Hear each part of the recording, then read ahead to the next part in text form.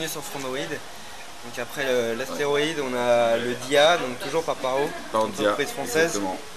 Donc développé en partenariat avec l'agence No Design. Donc c'est le designer Jean-Louis Fréchin qui a travaillé avec nous sur ce produit.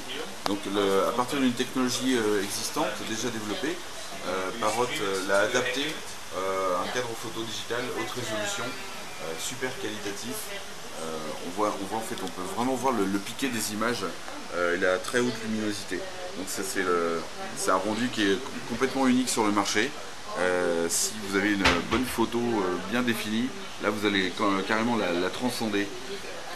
Outre, je dirais, la qualité de l'affichage, vous avez toute la connectique Wi-Fi, Bluetooth bien sûr.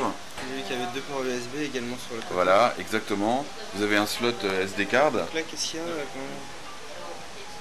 là on peut voir en fait le système donc avec la dalle de rétroéclairage et l'afficheur.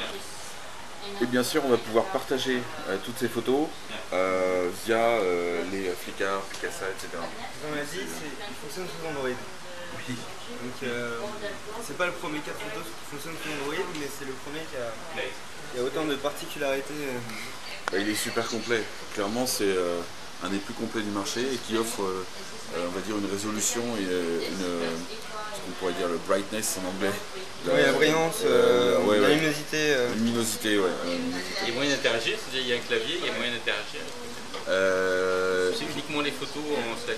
Ah oui, oui, en fait on peut définir effectivement la façon dont les photos sont affichées, oui, mais il n'y a pas de clavier à l'intérieur. Non. Même l'écran n'est pas tactile. Non, pas de clavier. Oui, on peut quand même avoir accès à ses emails, à son flux RSS, ses dernières news. Exactement. C'est pour les films, ça c'est mauvais. On ne peut pas afficher de vidéo dessus. On peut pas afficher de vidéo. Non. Par contre, il y a les tags géo, ça dépend de l'appareil photo, mais on peut avoir effectivement une géolocalisation de la photo. Ça c'est compatible. Ça peut être. Et la carte elle est préchargée pour la géolocalisation. Pour afficher le point. En fait. Justement, ce que j'allais dire, est-ce que vous avez prévu une application pour tirer profit des coordonnées de chaque photo?